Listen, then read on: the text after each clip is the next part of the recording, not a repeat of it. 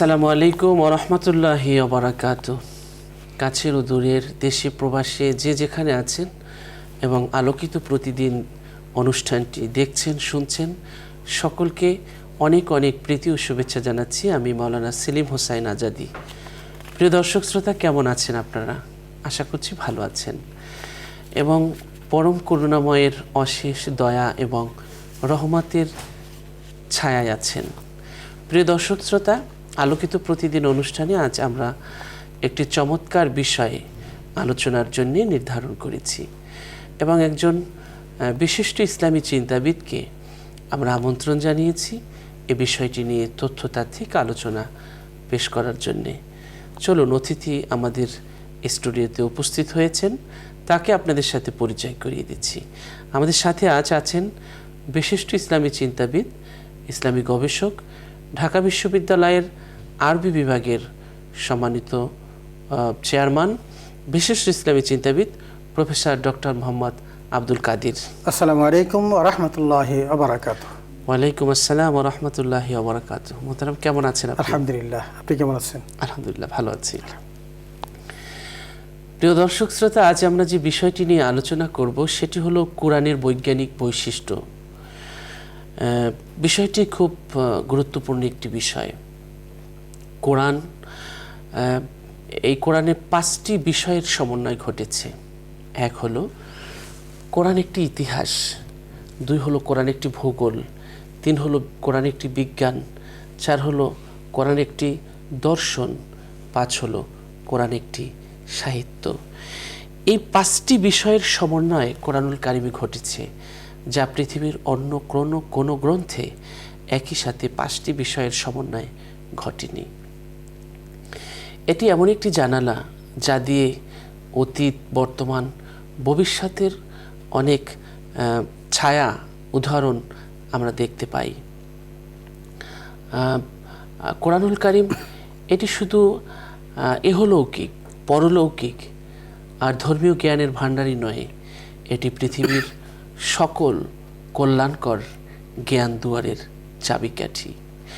বিজ্ঞান যা অনেক পরে খুঁজে পেয়েছে, কোরআন তা 1500 বছর আগে পৃথিবীর মানুষকে জানিয়েছে। অনেক সময় আমরা এমন কিছু বিষয় দেখতে পাই যেটাকে আমরা অনেক আনন্দিত হই, এবং আমরা আনন্দিত হয়ে যখন আমরা তালাশ করতে থাকি, তাহলে দেখা যাবে বিজ্ঞান যেটা অনেক পরে পেয়েছে সেটা কোরআন অনেক আগেই আমাদেরকে জানিয়েছে। তো কোরআনের বৈজ্ঞানিক বৈশিষ্ট্য অনেক আছে। তো আমরা এই সহস্র বৈজ্ঞানিক এই যে বৈশিষ্ট্য আমরা আজকে সব তো বর্ণনা করতে পারবো না, আমরা কিছু বিষয় আজ আপনাদের মাঝে তুলে ধরার চেষ্টা করব। প্রিয় দর্শক শ্রোতা, মহাবিশ্বের যে সম্প্রসারণশীলতা, এটি অনেক পরে বিজ্ঞান বলেছে, কিন্তু 19 শতকের মাঝামাঝি সময় এসে বিজ্ঞানগণ কিন্তু সেই ধারণা থেকে প্রথমে মহাবিজ্ঞানীগণ বহুকাল পর্যন্ত এই ধারণা পোষণ করেছিলেন যে মহাবিশ্ব স্থির রয়েছে, এটি সম্প্রসারণ হচ্ছে না। 19 শতকের মাঝামাঝি সময় এসে বিজ্ঞান বললেন যে সেই ধারণা ঠিক নয়, মহাবিশ্ব ক্রমান্বয়ে সুষমভাবে সম্প্রসারিত হচ্ছে। এটি অনেক পরে তারা ফিরে এসেছে এবং পদার্থবিজ্ঞানীগণ মহাবিশ্বের এই সম্প্রসারণের সমর্থনে বহু বাস্তব থিওরি পেশ করেছেন, যা অস্বীকার করার মতো নয়। কিন্তু পরবর্তী সময়ে দেখুন, কিন্তু কোরআন যেটি অনেক আগে বলেছে, এই আবিষ্কারের বহু পূর্বে নিখুঁতভাবে বলেছেন যে আমি নিজের ক্ষমতা বলে আকাশ সৃষ্টি করেছি এবং নিশ্চয়ই আমি একে সম্প্রসারিত করেছি। সূরা জারিয়াতের 47 নং আয়াত। তো এভাবে করে অনেকগুলো বিষয়ে এত বেশি আবিষ্কার সম্পর্কিত আয়াত আছে এবং যেটা আমরা অনেক সময় আমাদেরকে ভাবিয়ে তোলে যে এটি কি এত বড় একটি বিজ্ঞানের গ্রন্থ? বিজ্ঞান আছে তাই বলে এটি শুধু বিজ্ঞানের গ্রন্থ নয়। মানুষের জন্য যা কল্যাণকর, যা প্রয়োজন, সব কিছু আল্লাহ তাআলা এ কোরআনে দিয়েছেন। চলুন আমরা আজ কোরআনুল কারীমের বৈজ্ঞানিক কিছু বৈশিষ্ট্য শুনছি প্রিয় অতিথির কাছ থেকে। জি মোহতারাম। ধন্যবাদ বিজ্ঞ উপস্থাপক, অত্যন্ত চমৎকার একটি বিষয়। আপনি 5টি বিষয়ের সমন্বয়ে পবিত্র কোরআনকে আপনি ব্যাখ্যা করেছেন। আমরা এই প্রত্যেকটি বিষয়কে যদি সামনে উপস্থিত করতে চাই তাহলে হয়তো আমাদের পক্ষে অনেক দুরূহ হয়ে দাঁড়াবে। আজকের আপনার আলোচ্য বিষয়টা হলো বৈজ্ঞানিক যে ব্যাখ্যাগুলো পবিত্র কোরআন থেকে এসেছে সেটা নিয়ে আলোচনা করা। আমরা একটা জিনিস দেখি যে একটি সূরা আমরা খুব বেশি করে তেলাওয়াত করি, সেটা হলো সূরা ইয়াসিন। আপনি দেখবেন যে সূরা ইয়াসিনের মধ্যে আল্লাহ তাআলা কিন্তু বিজ্ঞানময় কোরআনের কসম করে বলেছেন ইয়াসিন অল কোরআনিল হাকিম। আল্লাহ কিন্তু এই কোরআনকে বিজ্ঞানের সাথেই সম্পৃক্ত করে বর্ণনা করেছেন। আমরা কোরআন যে একটা বিজ্ঞান এবং কোরআনে বিজ্ঞানকে যে ছাড়িয়ে অনেক অনেক উপরে, এটা এখন বৈজ্ঞানিকরা অকপটে স্বীকার করতে বাধ্য হয়েছে। আপনি কিছু উদাহরণ দিলেন, তো অনেক উদাহরণ আছে। আমি যদি একটি কথার মধ্যেই তার বিজ্ঞানের সাদৃশ্যতা খুঁজে বের করি, সেটা হলো যালিকাল কিতাবু লা রাইবা ফীহি। আপনি যত বিজ্ঞানের গ্রন্থই দেখুন না কেন, আজকে এক বিজ্ঞানিক যে থিওরি দিয়ে গেছেন, দুদিন পর সেই থিওরিকে বাদ দিয়ে আরেক বিজ্ঞানী নতুন আরেকটা থিওরি দিয়েছেন। কিন্তু আজ পর্যন্ত কি আরও পক্ষে সম্ভব হয়েছে এই কোরআনের ব্যাপারে কোনো ভুল ধরতে? এটা কোনোভাবেই সম্ভব হয়নি। এবং এই কোরআন যে প্রজ্ঞাময় কিতাব, এই যে সায়েন্টিফিক কিতাব, সেটার প্রমাণ হলো এই যে এই কোরআন মহাগ্রন্থ আল কোরআন মহান স্রষ্টার থেকে এসেছে। এই কোরআনের শাব্দিক বিন্যাস এত চমৎকারভাবে সংযোজিত হয়েছে যে এর মধ্যে কোনো ভুল কেউ ধরতে পারেনি।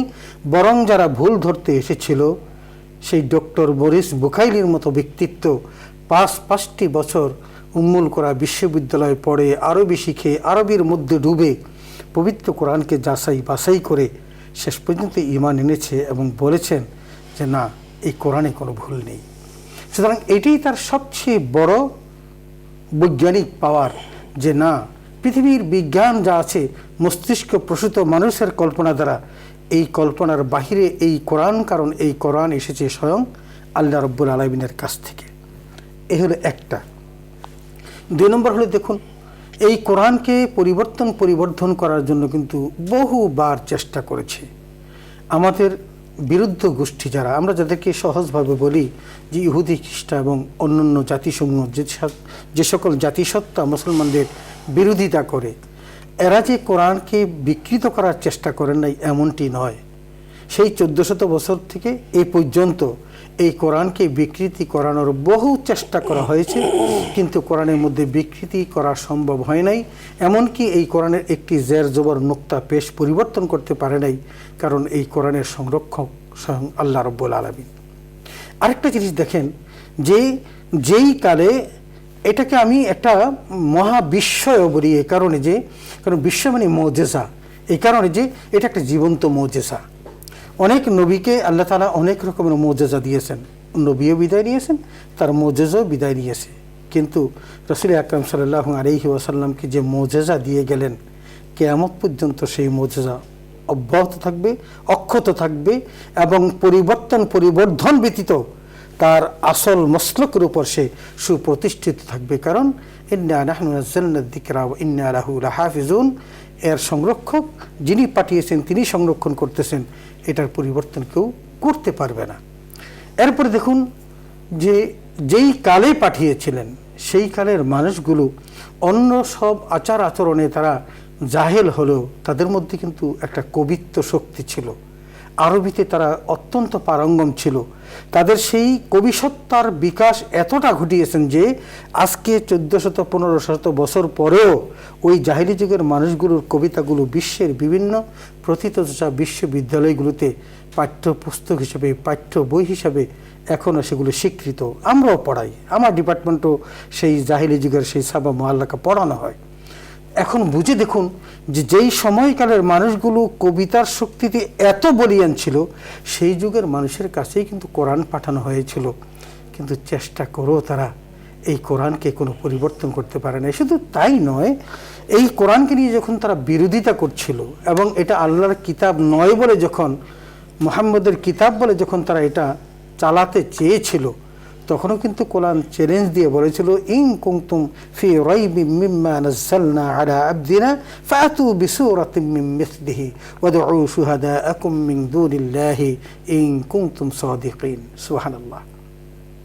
বলেছিল যদি তোমাদের এই কোরআনের প্রতি তোমাদের সামান্যতম যদি তোমাদের দ্বিধা থাকে, সন্দেহ থাকে, তাহলে তোমরা তোমাদের বন্ধুবান্ধব, শুভাকাঙ্ক্ষী যারা এই কথার প্রবক্তা, তাদের সকলকে নিয়ে বসো না, বসে তারপরে কোরআনের মতো একটা কোরআন বানাতে চেষ্টা করো। না, তোমাদের পক্ষে সম্ভব হবে না, এটা আল্লাহ স্পষ্ট জানিয়ে দিয়েছেন।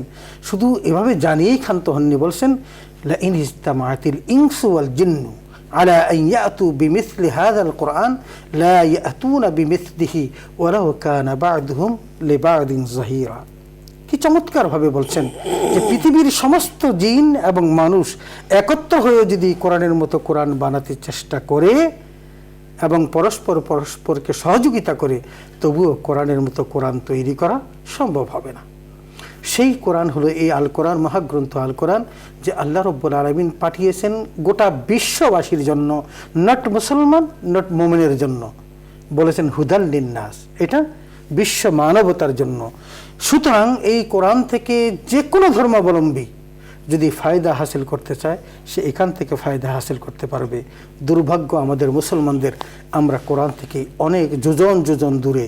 কোরআন আমাদেরকে অনেক কিছু দিয়েছে বুঝার জন্য, জ্ঞান অর্জন করার জন্য, কিন্তু আমরা কোরআনের কাছে নেই, আমরা কোরআন থেকে অনেক অনেক দূরে। যদিও আমাদেরকে বারবার বলেছে ইন্না ফি খালকিস সামাওয়াতি ওয়াল আরদ ওয়া ইখতিলাফিল লাইলি ওয়ান নাহার লাআয়াতিল লিউলিল আলবাব। বলেছেন যে তোমাদের এই যে আসমান জমিন সৃষ্টি, দিন এবং রাত্রি যে পরিবর্তন, এর মধ্যে চিন্তাশীলদের জন্য অনেক খোরাক রয়েছে। আমাদেরকে বারবার অবগাহন করেছে।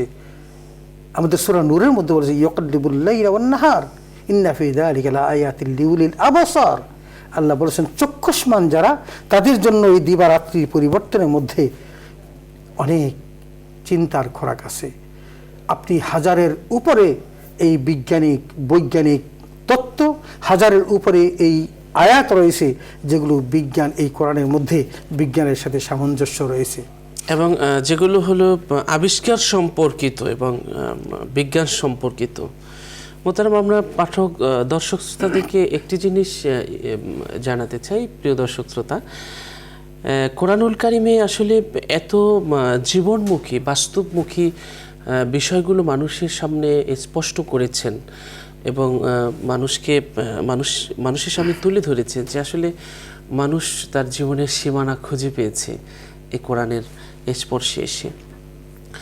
আমরা জানি পরাগায়ন রীতি, এটি পুল্লিঙ্গ এবং স্ত্রীলিঙ্গ শুধু মানুষ এবং জীবজন্তুর মধ্যে রয়েছে, আর উদ্ভিদগুলো জড় পদার্থের মতো তাতে কোনো লিঙ্গকরণ নেই। এটিই ছিল সাধারণ ধারণা বা বিশ্বাস একটা সময়, জনতার বিশ্বাস। কিন্তু আধুনিক বিজ্ঞান নানা প্রযুক্তির মাধ্যমে আবিষ্কার করেছেন যে গাছপালা এবং তরুলতা, ফুল ও ফল হয় পরাগায়নের মাধ্যমে, অর্থাৎ সেখানে রয়েছে জোড়া জোড়া পুল্লিঙ্গ এবং স্ত্রীলিঙ্গ। অথচ এই অভিনব বৈজ্ঞানিক তথ্যটির কথা কোরআন তার ভাষায় ঘোষণা করেছেন বহুত আগে। কোরআন এমনভাবে বলেছেন যে তিনি পবিত্র, তিনি যিনি জোড়া সৃষ্টি করেছেন প্রত্যেকটা জিনিসকে, এমনকি জমিন যা উৎপন্ন করে তাদের মানুষ নিজেদেরকে, এবং তারা যা জানে না জানে, জানে এবং জানে না, তাও তিনি জোড়া জোড়া সৃষ্টি করেছেন। তিনি প্রত্যেকটি জিনিস সৃষ্টি করেছেন জোড়ায় জোড়ায়। অর্থাৎ আমাদের জড় পদার্থের, আমরা যে জীবজন্তু এবং যা কিছু দেখি, এগুলো কিন্তু পরাগায়ন হচ্ছে স্ত্রীলিঙ্গ পুল্লিঙ্গ, মানে জোড়ায় জোড়ায় সৃষ্টি করা হয়েছে, যেটি কোরআন বলেছেন বহুত আগে। আমরা মাতৃদুগ্ধর ব্যাপারে আমরা অনেক পরে এসে শুনেছি যে মায়ের দুধ যে সেটা শুধু স্বাস্থ্য এবং পুষ্টি এটি না, শিশুর নিরাপত্তা বিধানের গুরুত্বপূর্ণ ভূমিকা পালন করে এই মায়ের বুকের দুধ। তো মহান আল্লাহ পবিত্র কোরআনে সুস্পষ্ট নির্দেশনা দিয়ে রেখেছেন যে মায়েরা তাদের সন্তানদেরকে পূর্ণ 2 বছর বুকের দুধ পান করাবে। সূরা বাকারা আয়াত 233। মায়ের দুধ সন্তানের রোগ প্রতিরোধের সহায়ক। এবং এটি একটি ঔষধ, প্রতিষেধক, আমরা অনেক পরে জেনেছি, কিন্তু বিজ্ঞান বহু আগে এই কথাটি আমাদেরকে জানিয়েছেন। এভাবে করে আমরা যদি প্রতিটি বিষয়ের আমরা বলেছি যে হাজারেরও মানে বহু বৈজ্ঞানিক সূত্র রয়েছে, যেগুলো একটি একটি করে আমরা তালাশ করলে আমাদের জ্ঞানের চোখ খুলে যাবে। আমরা অত্যাধুনিক যন্ত্রের ব্যাপারে অনেক সময় চিন্তা করি, কিন্তু এই যে অত্যাধুনিক যন্ত্রের ব্যাপারেও কিন্তু কোরআন বহু আগে বলেছেন। পবিত্র কোরআন ১৫০০ বছর আগে ঘোষণা করেছেন, তোমাদের জন্য নৌকার অনুরূপ যানবাহন তৈরি করব, যাতে তারা ভবিষ্যতে আরোহণ করবে। সূরা ইয়াসিন আয়াত ৪২। অন্য আয়াতে বলেন, তিনি তোমাদের আরোহণের জন্য এবং শোভার জন্য সৃষ্টি করেছেন ঘোড়া, গাধা, খচ্চর, আর তিনি আরও জিনিস তৈরি করবেন যা তোমরা জানো না। প্রিয় দর্শক শ্রোতা, আমরা যদি একটু ভাবি যে নৌকার অনুরূপ যান কি জাহাজ নয়? ভবিষ্যতে যান বলতে যা বোঝানো হয়েছে সেগুলো কি বাস, ট্রেন, উড়োজাহাজ এবং এগুলো আধুনিক যানবাহন নয়? অবশ্যই, যা আমরা জানি না তাও তিনি সৃষ্টি করবেন বলেছেন। তার মানে এই কথাগুলো অত্যাধুনিক যন্ত্রের ব্যাপারে অনেক আগেই কোরআন আমাদেরকে বলেছে।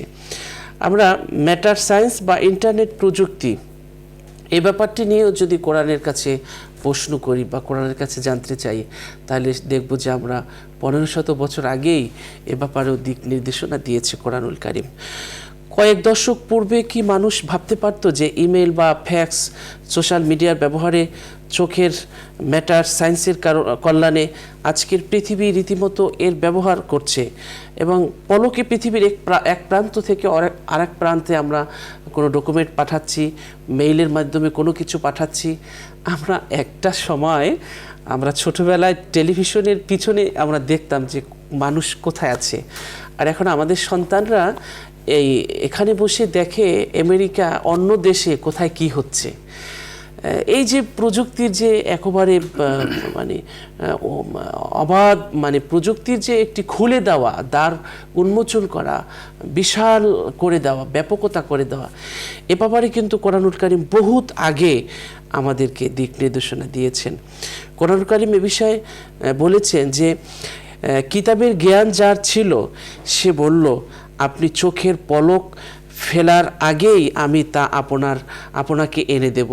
অতঃপর সুলাইমান আলাইহিস সালাম যখন তার সামনে স্থির অবস্থায় দেখলেন, তখন তিনি বললেন, এ আমার রবের অনুগ্রহ। এই যে চোখের পলক ফেলার আগেই আমি তা আপনাকে এনে দেব, কোরআন ১৫০০ বছর আগে যে কথাটি বললেন, চোখের পলকে এনে দেবে, এটা কি আমরা আজকের থেকে ১০০ বছর আগে, ২০০ বছর আগে কল্পনা করতাম? কিন্তু দেখুন আমরা কত পরে এই তথ্যটি জেনেছি বা এখন করছি, কিন্তু কোরআনুল কারীম ১৫০০ বছর আগে আমাদেরকে জানিয়েছে। এভাবে করে আমরা যদি আমাদের জীবনের সাথে জড়িয়ে থাকা বিষয়গুলোকে গবেষণার দৃষ্টিতে দেখি, তাহলে দেখব যে অনেক পরমাণু বিজ্ঞানীরা বলেছেন যে কোরআন এটি এত বড় একটি বিজ্ঞানের গ্রন্থ যা পৃথিবীর বিজ্ঞানীদেরকে, পরমাণু বিজ্ঞানীদেরকে এবং বিভিন্ন ধরনের বিজ্ঞানীদেরকে তা অবাক করে দিয়েছে এ কোরআন। আসুন আমরা কোরআনের বৈজ্ঞানিক বৈশিষ্ট্য নিয়ে আরও শুনছি আমাদের মোহতারাম অতিথির কাছ থেকে। জি, চমৎকার বলেছেন। আসলে অসংখ্য, যেহেতু হাজারের উপরে বলা হয়েছে যে এই আয়াতসমূহ আছে পবিত্র কোরআনে, এরকম অসংখ্য আয়াত আমরা উপস্থাপন করতে পারবো, আপনি পারবেন। তবে একটি জিনিস মনে রাখতে হবে, কোরআন কিন্তু বিজ্ঞান দিয়েই শুরু করেছেন। যেমন আসুন, রাসূল আকরাম সাল্লাল্লাহু আলাইহি ওয়াসাল্লাম যে রজনীতে এই ৫টি আয়াত পেলেন সূরা আলাকের, দেখুন তো দ্বিতীয় আয়াতটি কি, ইকরা বিসমি রাব্বিকাল্লাযী খালাক খালাকাল ইনসানা মিন আলাক। এই যে আলাক থেকে মানুষের সৃষ্টি, তখনও কল্পনা করতে পারেনি। ১৪০০ বছর পরে এসে, হয়তো ১ শতাব্দী বছর পূর্বে এই আলাক বা মেডিকেল সায়েন্স এখন বলতে বাধ্য হচ্ছে যে আলাক কি জিনিস এবং মানুষের জন্মান্তর কিভাবে হচ্ছে। সুবহানাল্লাহ। খালাকনাল ইনসানা মিন সুলালাতিন মিন তিন সুম্মা জাআলনাহু ফি ক্বারারিন মাকিন সুম্মা খালাকনাল আরদা মুদগাতান আলাকাতান মুদগাতান ফাখালাকনাল মুদগাতা ইযামান ফাকাসাওনাল ইযামা লাহমা সুম্মা আনশা'নাহা খালকান আখার ফাতাবারাকাল্লাহু রাব্বুল আলামিন। কি চমৎকারভাবে আল্লাহ বলেছেন যে মানুষের জন্মের যে প্রক্রিয়াটি বাবা মার সংমিশ্রণের পরে তারপর যে সন্তান ক্রমাগতভাবে 40 দিন পর পর এক একটি স্টেপ পার হন, সেই স্টেপগুলো কিন্তু বিজ্ঞান এখন স্বীকার করছে।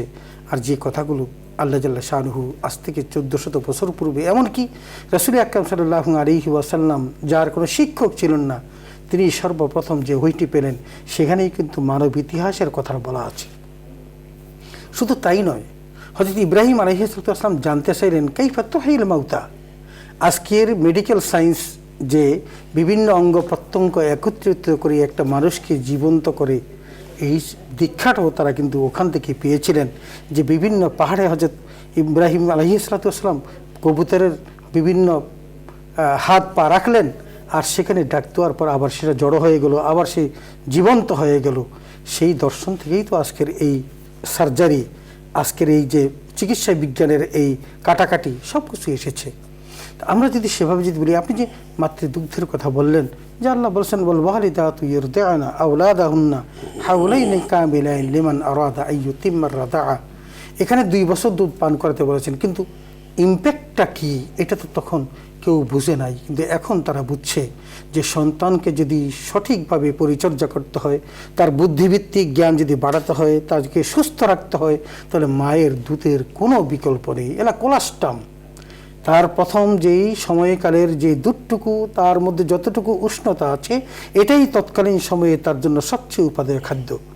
এর মধ্যে রোগ প্রতিষেধকও আছে, শক্তিবর্ধকও আছে।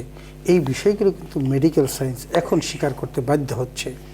এরপর আপনি যে বাল্বের কথাটা বলেন, আপনি দেখুন সূরা নূরের মধ্যে কিন্তু আল্লাহ 35 নম্বর আয়াতে আল্লাহর পরিচয় দিতে গিয়ে বলেছিলেন আল্লাহু নূরুস সামাওয়াতি ওয়াল আরদ মাসালু নূরিহি কামিশকাত ফিহা মিসবাহ আল মিসবাহু ফি জুজাজা আজ-জুজাজাতু কান্নাহু কাওকাবুন দুররিয়ুন ইউকাদু মিন শাজারাতিন মুবারাকাতিন যাইতুনা। এই যে বিশাল ব্যাখ্যা দিয়ে বাল্বের কথা আজকে বলেন, কোনো সুতার সম্পর্ক নেই, তেলের সম্পর্ক নেই, কিন্তু আলোকচ্ছটা দিয়ে গোটা পরিবেশটাকে, আজকে আমরা আলোর মধ্যে বসে আছি, কোন তেলের সংস্পর্শ তার সাথে আছে? কিচ্ছু নেই।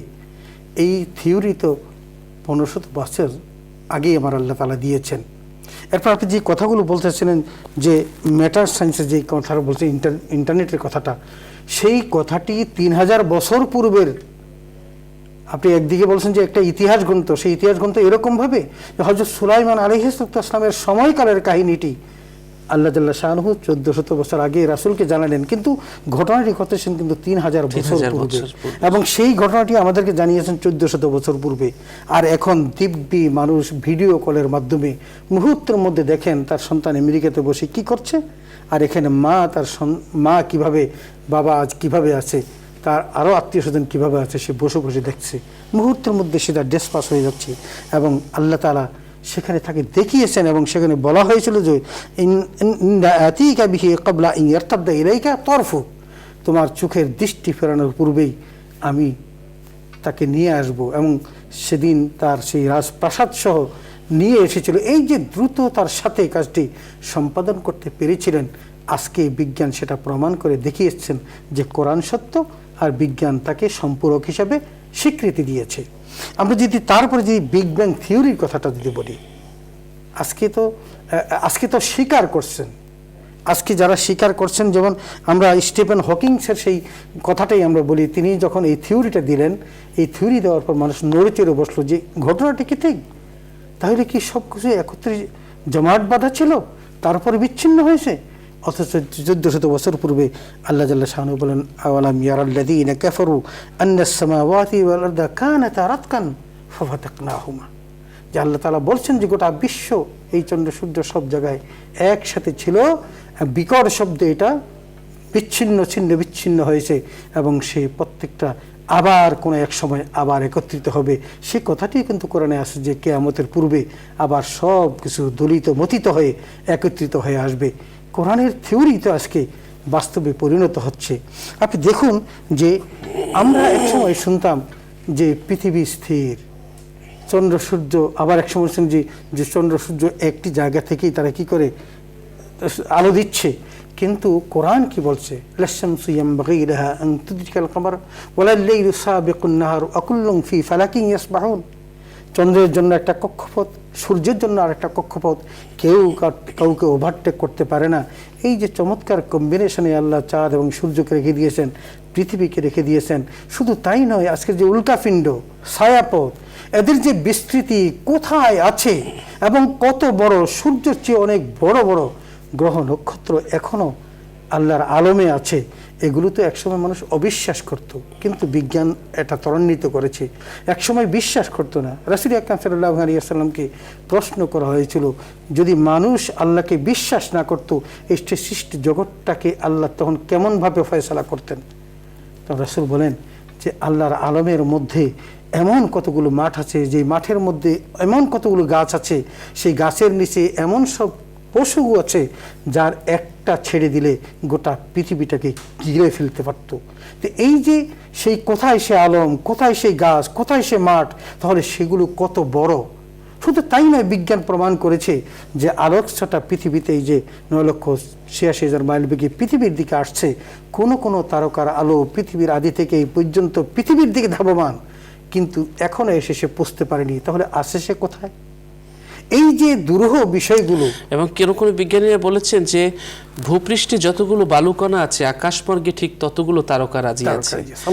কিছু কিছু তারকা, প্রিয় দর্শক, এত বড় যে পৃথিবী যে 13 লক্ষ গুণ বড় হলো এই সূর্যটা, এই সূর্যের মতো কয়েক কোটি সূর্য মুহূর্তের মধ্যে চকলেটের মতো চুষে খেয়ে ফেলতে পারে। মিল্কি ওয়ে গ্যালাক্সির মধ্যে এরকমের 20,000 ব্ল্যাক হোল বলা হয়, 20,000 কোটি আছে এই তারকা, যেটা খেয়ে ফেলতে পারে।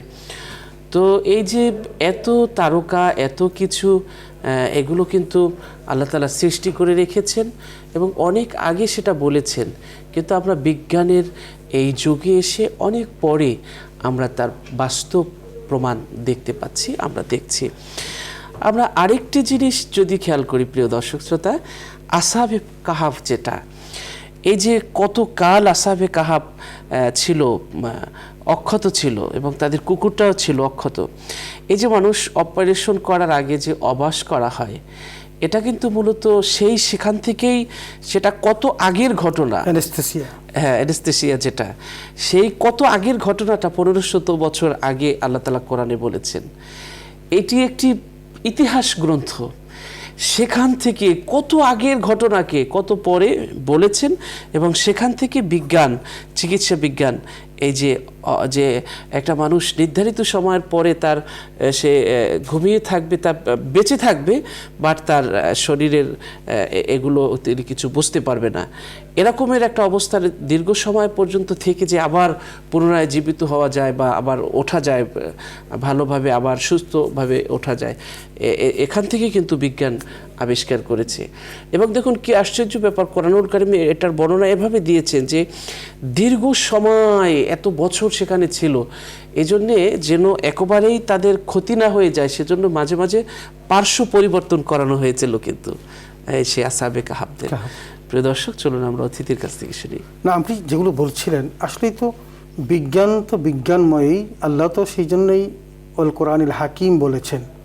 আর এই যে হিকমতের কথাগুলো আপনি একটু দেখুন, যদি পিছনের দিকে তাকান, হযরত ইব্রাহিম আলাইহিস সালাম যখন রাসূল আকরাম সাল্লাল্লাহু আলাইহি ওয়াসাল্লামের আগমনের জন্য ফরিয়াদ করেছিলেন, তখনই কিন্তু ওই দোয়ার মধ্যে এই হিকমতের কথাটা কিন্তু নিহিত আছে। রব্বানা ওয়াবআথ ফীহিম রাসূলাম মিনহুম ইয়াতলু আলাইহিম আয়াতিকা ওয়া ইউআল্লিমুহুমুল কিতাবা ওয়াল হিকমা। এই যে হিকমা বা বিজ্ঞান, প্রযুক্তি, এই কথাটা কিন্তু তখনও চেয়েছিলেন যে এমন একজন নবী পাঠাও যিনি জ্ঞানও শিক্ষা দিবে, হিকমত, প্রজ্ঞা, বিজ্ঞানও শিক্ষা দিবে। শুধু তাই নয়, আল্লাহ জাল্লা শাহনুও কিন্তু সেই কথাই স্মরণ করিয়ে বলেছেন যে লাকাদ মান্নাল্লাহু আলাল মুমিনিনা ইয বাআসা ফীহিম রাসূলাম মিন আনফুসিহিম ইয়াতলু আলাইহিম আয়াতিহি ওয়া ইউযাক্কিহিম ওয়া ইউআল্লিমুহুমুল কিতাবা ওয়াল হিকমা। এই যে হিকমতের কথাটি এসেছে, এবং লুকমান হাকিমকে দিয়ে তার প্রমাণ করিয়ে দিয়েছেন যে আল্লাহ যদি কাউকে হিকমত দান করেন, ওমাই ইউতাল হিকমত ফাকাদ উতিয়া খায়রান কাসীরা। আজকের বিজ্ঞান, তার যে হিকমতের যে তার প্রজ্ঞা, এই প্রজ্ঞা কিন্তু আল্লাহর দান, এবং আল্লাহর দিয়েছেন এটাকে যথাযথ ব্যবহার করার জন্য। আমরা কিন্তু সেই জায়গাতে না পৌঁছে আমরা এটাকে আল্লাহর বিরুদ্ধে ব্যবহার করার চেষ্টা করি। এই জায়গাটা হলো দুর্ভেদ্য এবং এটা থেকে ফিরে আসা দরকার। সমুদ্র বিজ্ঞানের কথাটাই বলুন না কেন, আল্লাহ তাআলা পবিত্র কোরআনে কি বলছেন? মারাজাল বাহরাইনি ইয়ালতাকিয়ানি বাইনাহুমা বারযাখুল লা ইয়াবগিয়ান। এই যে দুটো সমুদ্র, দুটো নদী প্রবাহিত হচ্ছে, কিন্তু দুটোর একটার পানি আরেকটার সাথে মিশ্রিত হচ্ছে না, এটা কি কম বিজ্ঞানের কথা? এমনিভাবে অসংখ্য কথা যেগুলো বলেছেন সেগুলো বলে শেষ করা যাবে না। আমরা শুধু এতটুকুই বলতে চাই যে কোরআন বিজ্ঞানের গ্রন্থ নয়, কিন্তু বিজ্ঞানকে ত্বরান্বিত করার জন্য বিজ্ঞান অনেক সাজেশন দিয়েছে। এই জন্য বলা হয়েছে যে হুদাল লিন্নাস, পথ পাবে তো সেই ব্যক্তি যেই ব্যক্তি সত্যিকার অর্থে এখান থেকে পথ পেতে চায়। শুধু দরকার হলো তার মানসিকতা। আমরা দেখেছি বহু মেডিকেল সায়েন্সে যারা পড়েন তারা তাদের এই চিকিৎসা বিজ্ঞানকে নিয়ে যখন তাকে অ্যানালাইসিস করেন তখন তারা দেখেন যে কোরআনের সাথে এটার এতই মিল যে তাদের মধ্যে সত্যাশ্রয়ী মানুষের সংখ্যা বেশি। এবং বিজ্ঞানের পক্ষ কিন্তু এটা সম্ভব, বিজ্ঞানের পক্ষ এটা সম্ভব। কিন্তু আপনি দেখুন শাক্কাল কামার বলে রাসূল আকরাম সাল্লাল্লাহু আলাইহি ওয়াসাল্লাম যে তোর হাতের আঙ্গুলির ইশারাতে যখন দ্বিখণ্ডিত করলেন, Michael Collins, Edward Wendell, Michael Collins, Neil Armstrong, Edward Wendell, Michael Collins, এই যে তিনজন নভোচারী তারা সেই আকাশে গিয়েছিলেন, চন্দ্র অভিযানে গিয়েছিলেন। নীল আর্মস্ট্রং তো সেখান থেকে মাটি এসে প্রমাণ করে দেখিয়েছেন যে রাসূল আকরাম সাল্লাল্লাহু আলাইহি ওয়াসাল্লামের আঙ্গুলির ইশারাতে যে দ্বিখণ্ডিত হয়েছিল জমিন, সেই জমিন এটাই তার প্রমাণ যে তিনি সত্যিকার নবী ছিলেন। এবং শাক্কাল কামারের নিদর্শনটাকে তিনি বাস্তবে প্রমাণ করে তিনি নীল আর্মস্ট্রং মুসলমান হয়েছিলেন। তাহলে বিজ্ঞান কি? বিজ্ঞান শুধু যদি কোরআনকে যথাযথ ব্যবহার করতে পারে তাহলে কোরআন থেকেই সেই তার বিজ্ঞানের পথটাকে সে সুগম করতে পারে। এটাই তাদের বোঝা উচিত যে এই বিজ্ঞানময় কোরআন থেকে তারা নির্যাস নিয়ে দুনিয়ার জীবনের সমস্ত কল্যাণের পথকে ত্বরান্বিত করবে এবং তারা ওই মহান স্রষ্টাকে, যেই স্রষ্টা কোরআন নামক এই মহাগ্রন্থটি দিয়েছেন, তার প্রতি বিশ্বাস স্থাপন করবে। জি মোহতারাম, আমরা খুব গুরুত্বপূর্ণ আলোচনা আপনি করছিলেন।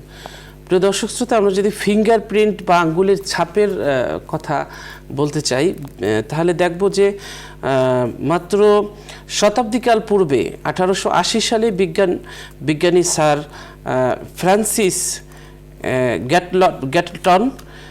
গ্যালটন এটা কিন্তু আবিষ্কার করেন যে প্রত্যেকের আঙ্গুলের ছাপে ভিন্নতা রয়েছে, একজনের সাথে আরেকজনের হাতের ছাপ মেলে না। তো এটা তিনি বলেছেন, কিন্তু কোরআনুল কারীম 1500 বছর আগে এই তথ্য ঘোষণা করেছেন, যা আমাদের অনুধাবন করতে এত সময় লেগে গিয়েছে। কোরআনুল কারীম সূরা কিয়ামার 3 এবং 4 নং আয়াতে বলেছেন যে মানুষ কি মনে করে যে আমি তার অস্থিসমূহকে একত্রিত করতে পারবো না? বস্তুত আমি উহাদের অঙ্গগুলো অগ্রভাগ পর্যন্ত সুবিন্যস্ত করব, অর্থাৎ কারো আঙ্গুলের অগ্রভাগ অন্য কারো সঙ্গে পুরোপুরি একই হবে না, যে আঙ্গুলের ছাপ একই হবে না। এটি মানুষ, দেখুন পৃথিবীতে যত মানুষ এখন মাটির উপরে আছে তার চেয়েও কত হাজার কোটি গুণ বেশি আছে মাটির নিচে, যারা মাটির সাথে মিশে গেছে। পৃথিবীর সূচনা লগ্ন থেকে বাবা আদম আলাইহিস সালাম থেকে শুরু করে আজ পর্যন্ত যত মানুষ এসেছিল পৃথিবীতে, সব মানুষ যখন আল্লাহ তাআলা বললেন এদেরকে আবার জীবিত করব, মিনহা খলাকনাকুম অফিহা নুঈদুকুম অমিনহা নুখরিজুকুম তারাতান উখরা, যে একটু মাটি থেকে সৃষ্টি করেছি, আবার মাটির সাথে মিশে যাবে, আবার সেখান থেকে উঠানো হবে। তো মানুষ কেউ কেউ হয়তো বা ভাবলো যে এত মানুষকে কিভাবে তিনি চিনে উঠাবেন, এত মানুষকে কিভাবে একত্রিত করবেন, কিভাবে চিনবেন। কিন্তু আল্লাহ তাআলা এটার উত্তর দিয়ে দিলেন যে এটি চেনা অসম্ভব হবে না, কারণ একজনের হাতের ছাপের সাথে আরেকজনের হাতের ছাপ মিলবে না। তো এজন্যে আমরা পৃথিবীর কখনো কোথাও আজ পর্যন্ত এ ধরনের কোনো তথ্য আমরা পাইনি যে দুজন ব্যক্তির হাতের ছাপ এক হয়েছে। কোন বিজ্ঞানী, তিনি কিভাবে এটি সম্ভব হলো যে পৃথিবীতে এত মানুষ এসেছে, এত মানুষের হাতের ছাপ আলাদা করে তিনি বানিয়েছেন? আশ্চর্য। প্রিয় দর্শক শ্রোতা, আমরা অনুষ্ঠানের শেষ প্রান্তে চলে এসেছি। চলুন আমরা খুব সংক্ষিপ্তভাবে আমরা অতিথির কাছ থেকে শেষ কথা শুনবো এই কোরআনের বৈজ্ঞানিক ব্যাখ্যায়। আসলে অনেক কথাই তো আপনি বললেন। আসলে যে আল্লাহ রাব্বুল আলামিন যে কোরআন নামক একটি গ্রন্থ পৃথিবীতে দিয়েছেন, আজকে পর্যন্ত এই কোরআনের ভুল কেউ ধরতে পারেনি বলে এটাই একটি বিজ্ঞান। আজ পর্যন্ত কোরআনের কোনো ভুল ধরতে পারেনি এবং এটার রচয়িতা স্বয়ং আল্লাহ জানিয়ে দিয়েছেন যালিকাল কিতাবুল লা রাইবা ফিহি। সুতরাং আসুন আমরা কোরআনের এই বিজ্ঞানকে স্বীকার করে নিই এবং সেই সাথে কোরআনের সার্বজনীনতাকে আমরা স্বীকার করে আল্লাহর প্রতি দৃঢ় বিশ্বাস স্থাপন করি। আমরা অনুষ্ঠানের শেষ প্রান্তে চলে এসেছি, আপনাকে অনেক অনেক ধন্যবাদ। প্রিয় দর্শক শ্রোতা, আমাদের অনুষ্ঠানের এই পর্যায়ে রয়েছে একটি মোনাজাত। কাছে দূরে যে যেখানে আছেন, আসুন আমরা আল্লাহর কাছে মোনাজাত করি। আল্লাহুম্মা সাল্লি আলা সাইয়্যিদিনা ওয়া নাবিয়িনা ওয়া শাফিয়িনা ওয়া হাবিবিনা ওয়া মাওলানা মুহাম্মদ সাল্লাল্লাহু আলাইহি ওয়া আলা আলিহি ওয়া আসহাবিহি ওয়া বারাকা ওয়া সাল্লাম। মোনাজাত করছেন আজকের আমাদের প্রিয় অতিথি। আল্লাহুম্মা আমিন। আল্লাহুম্মা আমিন। রব্বানা যালামনা আনফুসানা ওয়া ইল্লাম তাগফির লানা ওয়া তারহামনা লানাকুনান্না মিনাল খাসিরিন। আমিন। রব্বানা লা তুযিগ কুলুবানা বা'দা ইয হাদাইতানা وهب لنا من لدنك رحمة إنك أنت الوهاب رب ارحمهما كما ربياني صغيرا ربنا هب لنا من أزواجنا وذرياتنا قرة أعين واجعلنا للمتقين إماما رب العالمين। আল্লাহ, এই সুন্দর আলোচনা শেষে তোমার শাহী দরবারে হাত তুলেছি। আল্লাহ, মেহেরবানি করে যা কিছু আলোচনা করলাম, আল্লাহ সেটের বাইরে থেকে যারা কথাগুলো শুনেছেন, আল্লাহ মেহেরবানি করে আমাদের প্রত্যেককে এই সকল কথাগুলো আমল করার তৌফিক দিয়া দাও। রব্বুল আলামিন, মেহেরবানি করে পবিত্র কোরআন নিয়ে আলোচনা হলো, আল্লাহ কোরআনের বৈজ্ঞানিক থিওরি নিয়ে আলোচনা হলো। আল্লাহ মহাগ্রন্থ আল কোরআন বিশ্ব মানবতার জন্য হেদায়েত গ্রন্থ দিয়ে পাঠিয়েছ। রব্বুল আলামিন, মেহেরবানি করে আমাদের সকলকে কোরআন মোতাবেক জীবন গঠন করার তৌফিক দিয়া দাও। রব্বুল আলামিন, মেহেরবানি করে যা কিছু আলোচনা করেছি সকল ভুল ত্রুটি ক্ষমা করে দিয়ে সবটুকু তোমার হাবিব মুহাম্মদুর রাসূলুল্লাহ সাল্লাল্লাহু আলাইহি ওয়াসাল্লামের রওজা মুবারকে পৌঁছায়া দাও। तमाम अंबिया कराम सिद्दीकीन शुहदा सालिहीन तमाम सहाबाए कराम तबईन तबे ताबईन उलमा मुतक़द्दिमीन मुताखिरीन के अरवाफ़ के पहुँचाया दाओ। रब्बुल आलमीन, मशरिक़ से मगरिब शिमाल से जुनूब तक अल्लाह तुम्हारा जो तो प्रिय बंदा बंदी पीरुली गौस कुतुब बिदाय लिए से अल्लाह तमाम रूहे मुबारक सबগুলো পৌঁছায়া দাও। রব্বুল আলামিন, মেহেরবানি করে বসুন্ধরা গ্রুপের চেয়ারম্যান আল্লাহ তার পরিবারের তার আত্মীয় স্বজনদের মধ্যে আল্লাহ যারা কহিন অন্ধকার কবরে শায়িত, আল্লাহ তামামের রূহে মুবারক সবগুলো পৌঁছায়া দাও।